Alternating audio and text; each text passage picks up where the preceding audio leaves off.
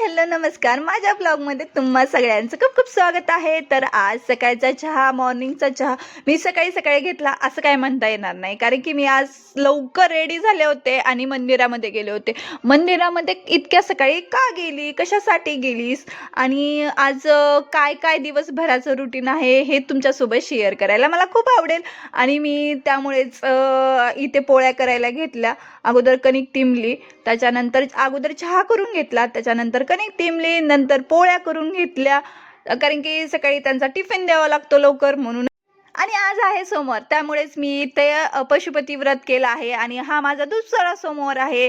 First सोमवार तर झाला, परत त्याच्यानंतर एक दोन सोमवार गेले, पण त्या दोन सोमवार तर एकादशी आल्या, त्यामुळेच मला काही कंटिन्यू करता आलं नाही आणि त्याच्यामुळेच खूप उशीर म्हणजे महिना होऊन गेला तरी पण माझं काही व्रत पूर्ण होतच नव्हतं। तर माझा हा आहे दुसरा सोमवार। असं म्हणतात की सोमवार असला आणि एकादशी आली तर तो सोमवार गृहीत धरला जात नाही, त्यामुळेच असे माझे दोन सोमवार गेले आणि अशा थोड्या अडचणीमुळे असे काही दोन सोमवार गेले, तो एक महिना माझा असाच गेला, त्यामुळेच मला व्रत करायला खूप लेट झालं।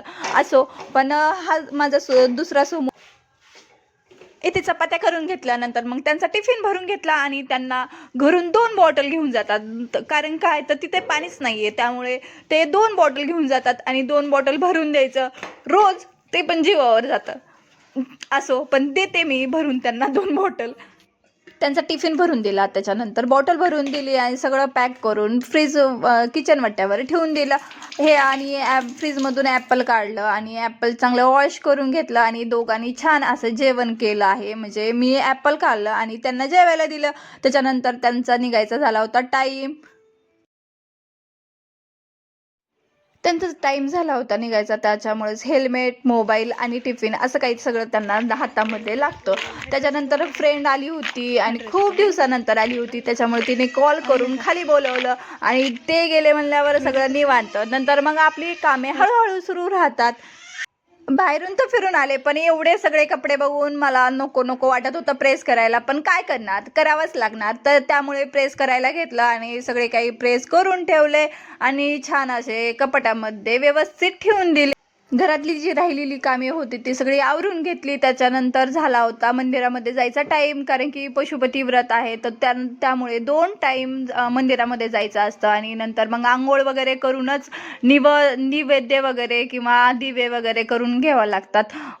आणि इथे निघाले होते मी मंदिरामध्ये आणि छान असं साडी वगैरे वेअर केली होती। सकाळी पण साडी वेअर केली होती, पण नंतर मग चेंज केली, कारण की दिवसभर साडीवरती काम करणं इम्पॉसिबल। इथे आलं ना, दिवसभराचा सगळा काही थकवा निघून गेला आणि मूर्तीकडे पाहून एवढं छान वाटत होतं, प्रसन्न वाटत होतं आणि फ्रेश झाले होते। दिवसभराचा जे थकवा आहे ना, तो सगळा गेला होता।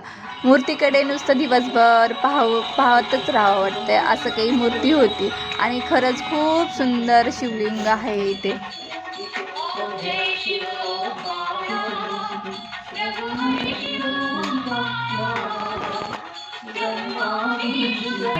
व्हिडिओ इथेच एंड करते, सो बाय।